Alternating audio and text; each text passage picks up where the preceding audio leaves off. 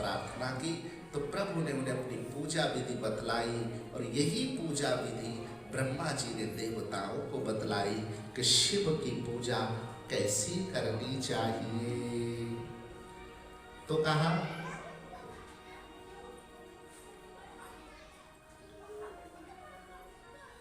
जब व्यक्ति भगवान शिव की पूजा करे तो दिनों का विशेष ख्याल रखे।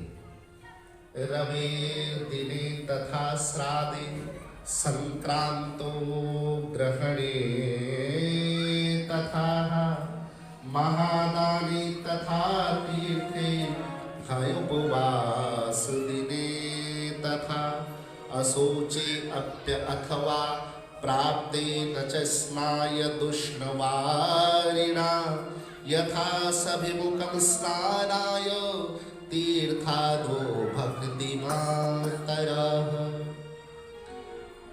रविर्दिने अर्थात सूर्यवार रविवार को, श्राद्ध के दिन, संक्रांति के दिन, ग्रहण के दिन, उपवास आदि के दिन और अशोच अवस्था में व्यक्ति को जब भगवान शिव की पूजा करनी हो तो गर्म जल से स्नान नहीं करना चाहिए। क्यों नहीं करना चाहिए? क्योंकि भगवान शिव को शीत धारा पसंद है। जब भगवान ने जहर पी लिया था तो नीलकंठ नाम कहलाया और भगवान को उस जल से, उस जहर से इतनी गर्मी चढ़ गई थी, इतनी गर्मी चढ़। तैल भिंगे न कुर्वीत, तेल शरीर पर कब लगाना है कब नहीं लगाना है, साधक को इसका ख्याल भी रखना चाहिए। ऐसा पवित्र ही माना जाता है। ग्रहण काल के दिन सरसों के तेल का दीप नहीं जलाना चाहिए। यदि जला दिया तो उसमें कुशा रखनी चाहिए और बाकी दिन सरसों के तेल का दीप कर सकते हैं। और भगवान शिव को दीपदान करने से अनंत अनंत गुना पुण्य की प्राप्ति होती है। तो ग्रहण काल में उच्छिष्ट भोजनम न कुर्यात, भगवान शिव की आराधना करने वाला व्यक्ति बासी भोजन न करे। उसने व्रत रखा है तो 3 घंटे पहले बना हुआ भोजन बासी कहलाया जाता है। बासी अन्न खिलाना, बासी अन्न खाना, ये भी शिव पुराण में पाप बताया गया। तो इतने सारे नियम तो व्यक्ति नहीं कर सकता, पर जितने जितने हम कर सकते हैं कोशिश करनी चाहिए हम उतने उतने कर ले। और व्यक्ति को भगवान शिव की पूजा करते वक्त स्वच्छ वस्त्र पहनने चाहिए। उपवास रख करके भगवान शिव का पूजन और अर्चन करना चाहिए। जो व्यक्ति औषधि लेते हैं, दवाई लेते हैं, बच्चे हैं, बुजुर्ग हैं, उनके लिए नियमों की कोई पालना नहीं होती। गर्भवती स्त्री हो, बुजुर्ग हो, बच्चे हो, इनके लिए कोई नियम नहीं होता। लेकिन जो किशोरावस्था से लेकर अधेड़ अवस्था तक चलते हैं उनको इन नियमों का पालन करना चाहिए। प्रेम से बोलिए हर हर हर महादेव। विभिन्न प्रकार के पुष्पों से भगवान की पूजा अर्चना करने से प्रभु प्रसन्न चित्त होते हैं। अगर बिलपत्र भगवान को चढ़ा दिए तो बिलपत्र की त्रिदलम त्रिगुणाकारम त्रिनेत्रम त्रिधायुतम त्रिजन्म पाप सिंहारम एक बिल्लम शिवार्पणम।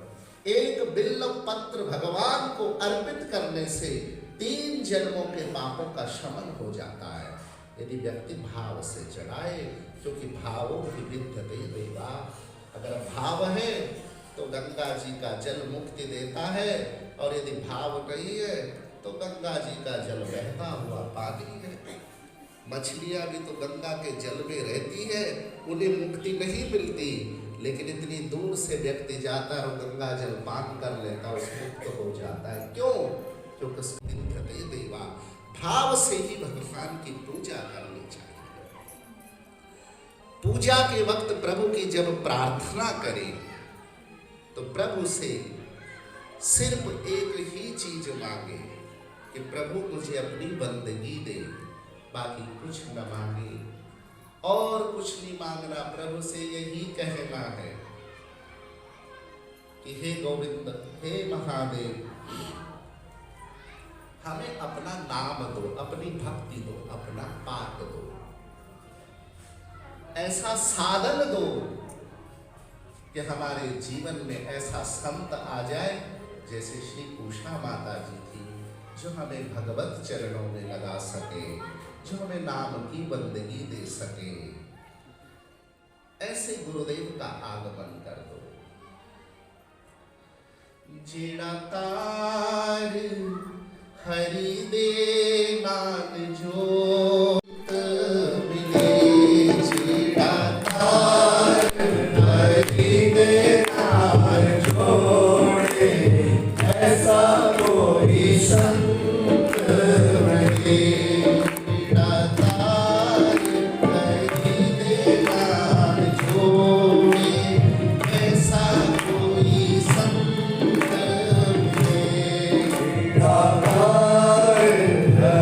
दे नान जोड़े, ऐसा कोई संत मिले।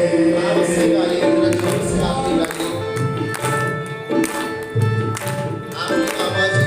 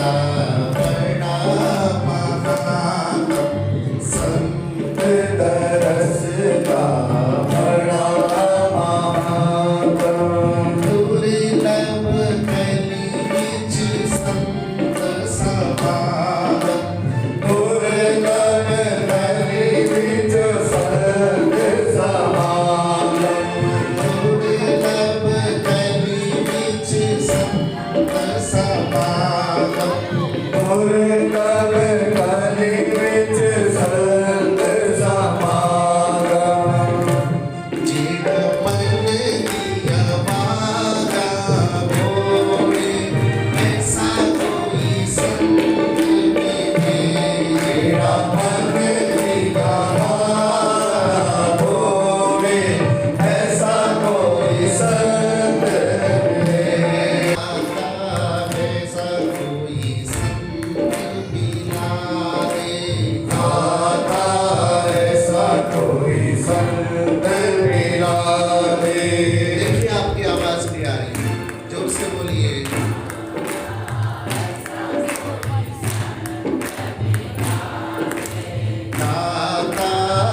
ऐसा कोई संग